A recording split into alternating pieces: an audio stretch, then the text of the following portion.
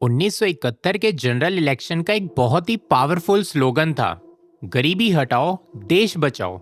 ये नारा इंदिरा गांधी के कैंपेन का सेंटर पीस बना था और इसका एम था गरीब तबके का सपोर्ट लेना, जिसमें वो सफल भी रहीं।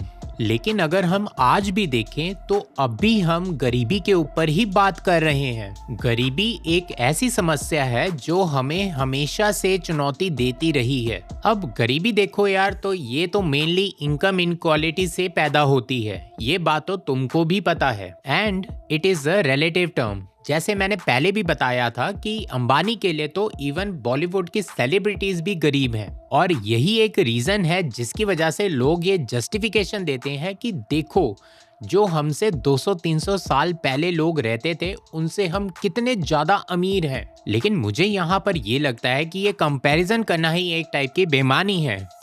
दोनों टाइम फ्रेम अलग अलग हैं and you cannot compare to uncomparables. पहले के अमीर और पावरफुल लोग इस इनकम इनइक्वालिटी को रिलीजन से जस्टिफाई करते थे। एक राजा डिजर्व करता था कि वो राजा बना रहे क्योंकि ऐसा भगवान ने कहा है।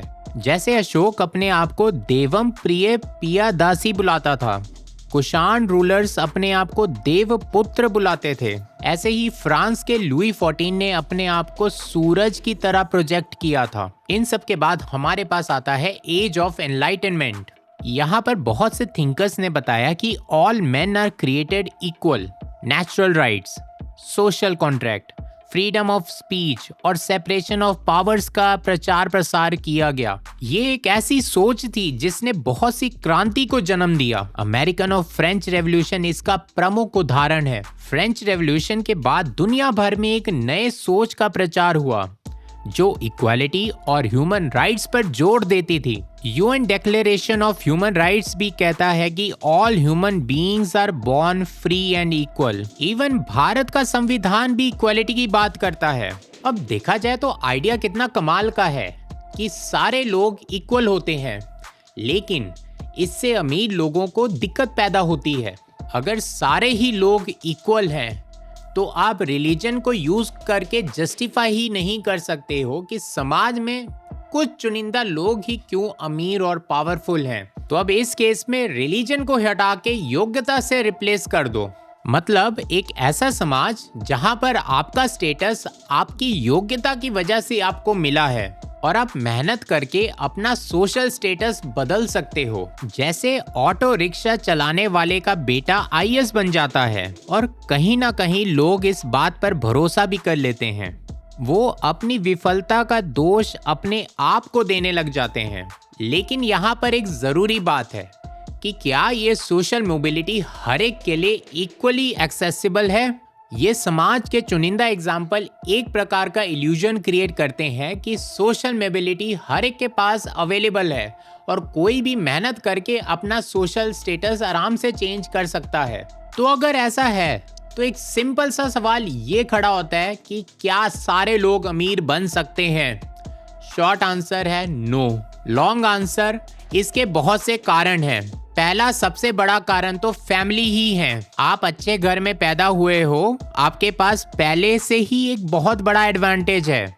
आपको अच्छी एजुकेशन, अच्छी हेल्थ केयर, नरिशमेंट और एंटरटेनमेंट मिलेगा, जिसे बहुत हाई चांस बन जाते हैं कि आगे चलकर भी आप कुछ अच्छा ही करोगे। You have got generational wealth as well as a big push. लेकिन एक ऐसी गरीब फैमिली के बारे में सोचो तो वहां से निकलकर अपना सोशल स्टेटस चेंज करना बहुत ही ज्यादा मुश्किल है एंड बहुत ही ज्यादा हाई चांसेस हैं कि गरीब के बच्चे आगे चलकर गरीब ही रह जाएंगे। इन सब के बाद कई बुद्धिजीवी लोग आएंगे और कुछ ऐसी बातें करके चले जाएंगे, और मजे की तो ये बात है कि लोग इसे सच भी मान लेते हैं। इससे some people are trying to project a notion कि riches are rich because they are smart, extremely talented and hard working, and poors are poor because they are lazy, dumb and good for nothing. But ये तो सही नहीं है। दूसरी बात, मान लो कि सारे लोग ही अमीर हो जाते हैं,